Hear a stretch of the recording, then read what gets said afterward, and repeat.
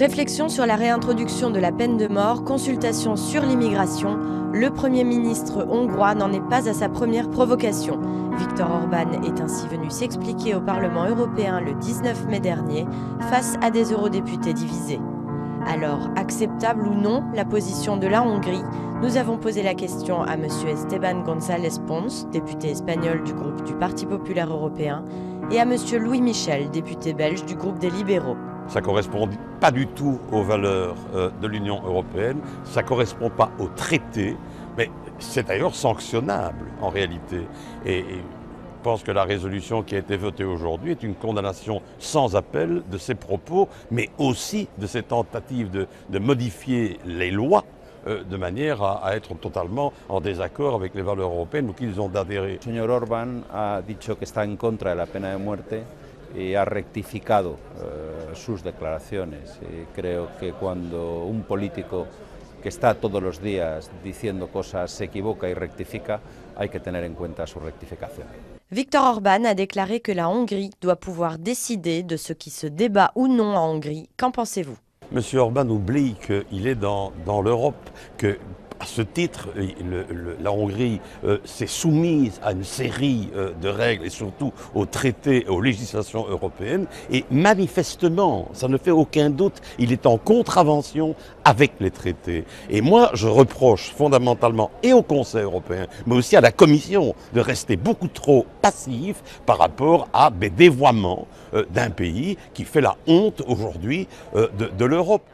Hongría tiene que poder decidir sobre lo que se debate o no en Hungría, como el resto de Estados miembros de la Unión Europea. Me parece que la política húngara está bien en Hungría y la política europea está bien en la Unión Europea. La Hongrie fait face à une immigration sans précédent et à une forte poussée des extrémismes.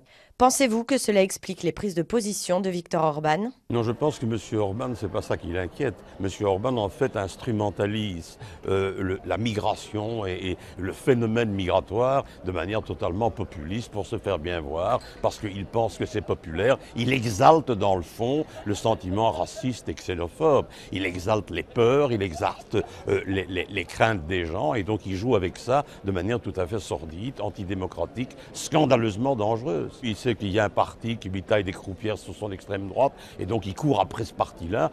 Hay una subida muy importante de los extremos en toda la Unión Europea.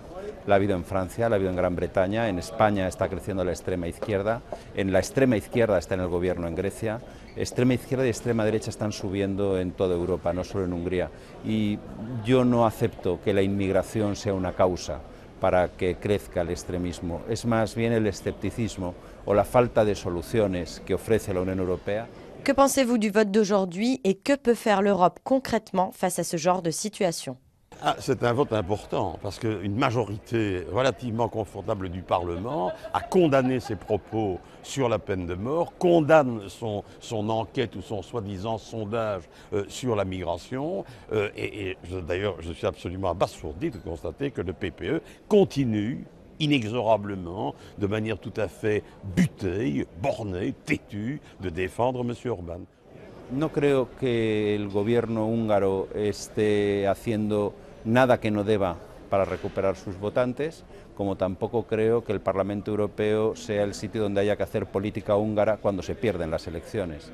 Il faut que M. Timmermans, qui est le vice-président de cette commission et qui a ce problème-là en charge, il faut qu'il enclenche un mécanisme de sanction, une procédure de sanction.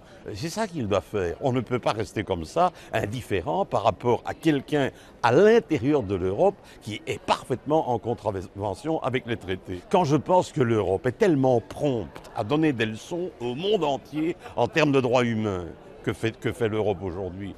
Bueno, lo que no se puede es perseguir a un país y condenar en un país lo que no se condena en otros, o perseguir a un país por razones ideológicas mientras no se persigue a otros. En la Unión Europea debemos respetar la política de todos los países y nos ponemos a juzgar Estados miembros, habría que meter otros muchos en el mismo juicio y no solo a uno porque es de un color político.